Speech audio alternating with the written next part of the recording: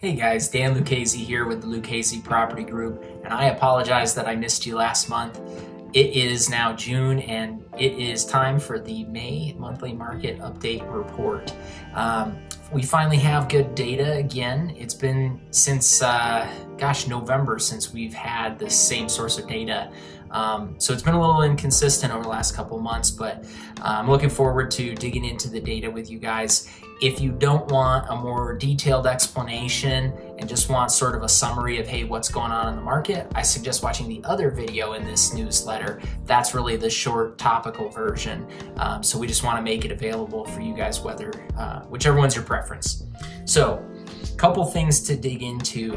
I am going to show you some slides on the screen, and the month of May here for 2021, we have 1,843 units, detached units on the market.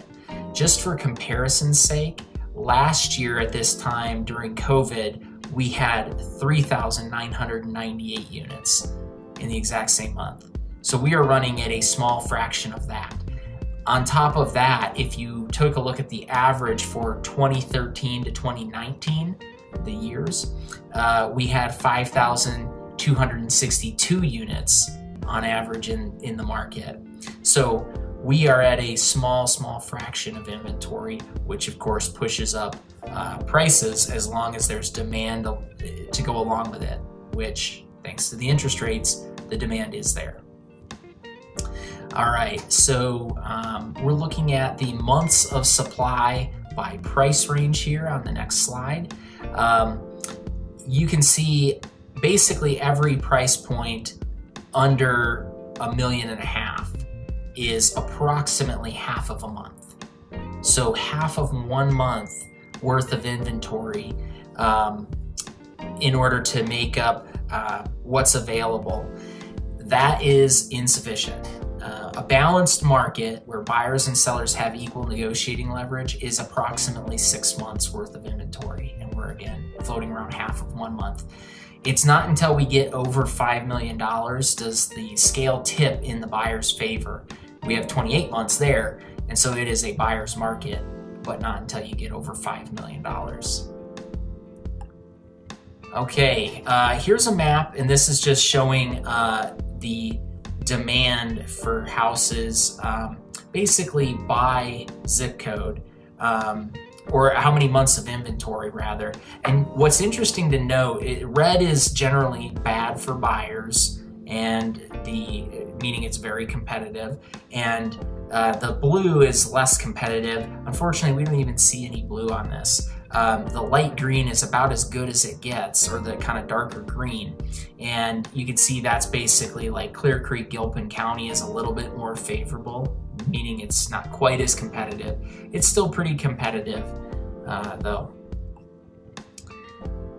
All right, taking a look at the median days on market, and I've mentioned many times before, if you guys watch my videos, I am not a big advocate of the average days on market, because that is, in my opinion, unfairly biased by all of the sellers who, no matter how good or bad the market is, there's always enough sellers to overprice their house, and they sit on the market for weeks and even months on end, which skews the average towards the longer period of time. So I always look at the median days on market, which if you look at May is 4 days on market currently, 4 days on market. And I would say that's pretty accurate.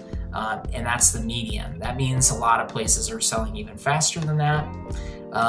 During COVID, it was actually up at this time because of COVID, which was a pretty hectic time in the market, and it was at 8 days on market median, so still not a long period of time. And then the longer term average of 2013 to 2019 was 7 days on market, so we are more competitive than we were last year.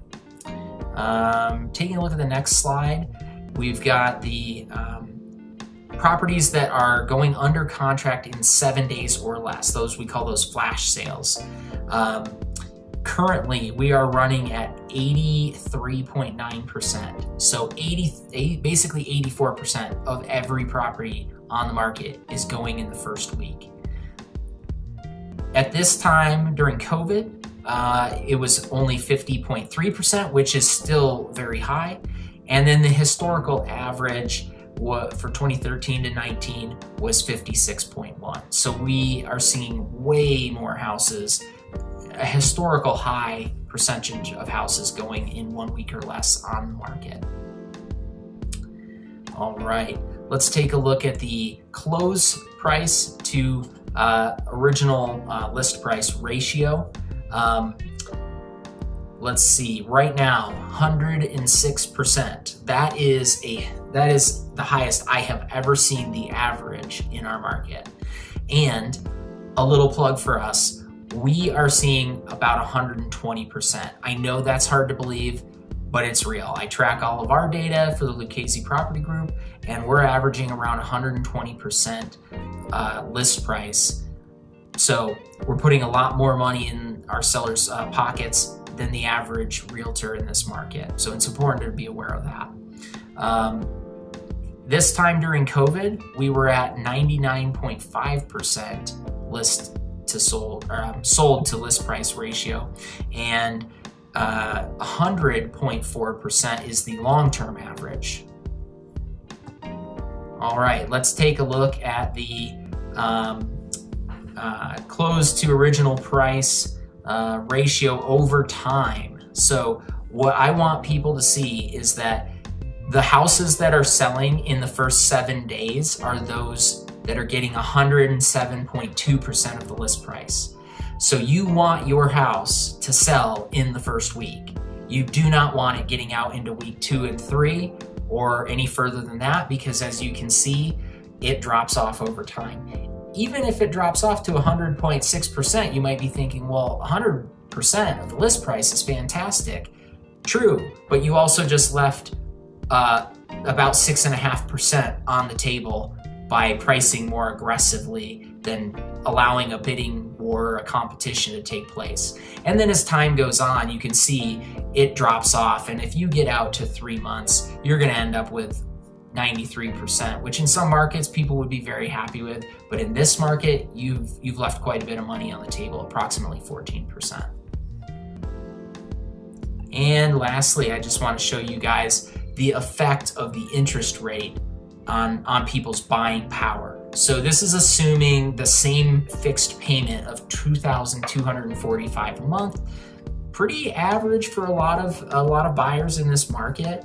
And you can see if it was 2%, which it really is only a theoretical number. We never got down to 2%, but we did see buyers that were down in the 2.5% range at the low of the pricing. And they would have been able to afford $568,000 worth of house.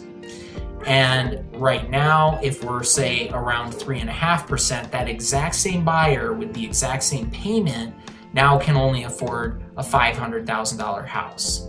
So they've literally lost $70,000 of buying power by the interest rate going up. That's important because the interest rate is expected to go up. So as that rate goes up from 3.5 to 3 3/4 to 4, 4 1/4, their buying power continues to decrease in an almost linear fashion. So if you're thinking about, hey, I want to buy, but I don't want to compete in this hectic market, just understand that the prices, there's a good chance that they won't come down. And if that does not happen, if the prices do not come down, your buying power will come down because the interest rates are going to go up. The Fed said they'll take about a year before they start putting that upward pressure on the interest rates, but it is coming. So if you can afford to buy in the next 12 months, I strongly recommend it because, again, yes, you'll be competing in a very competitive buyer's market, but you'll have stronger buying power to maintain the same payment that you feel comfortable with right now.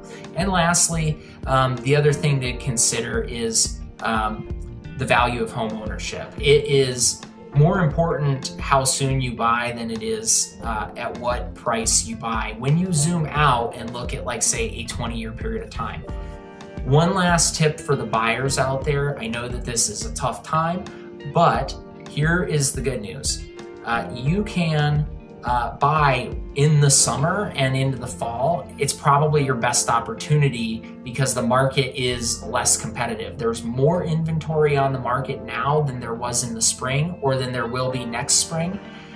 You're going to get a better interest rate than you will next spring, and you'll have fewer other buyers to compete with. You're still going to be competing with a bunch of other buyers, but trust me, it will be less than if you choose to wait until next spring or than you would have been competing against over the last few months.